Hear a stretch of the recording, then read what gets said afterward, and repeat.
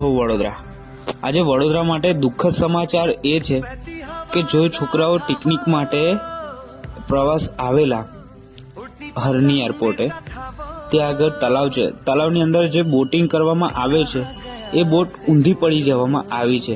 એ બોટની 14 જણની seat છે, 27 છોકરા બેસાડેલા,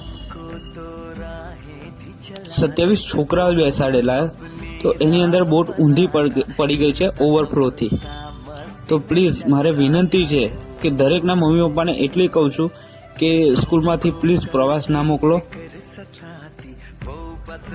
પછી બહુ અઘરું થાય છે, અને આજે જે અઘરું થાય છે એ તમે દેખી શકો છો. અને જે સ્કૂલના જે 2 ટીચરો છે એ મૃત્યુ પામી ગયા છે, અને 27 છોકરામાંથી 15 છોકરાઓને બહાર કાઢ્યા છે.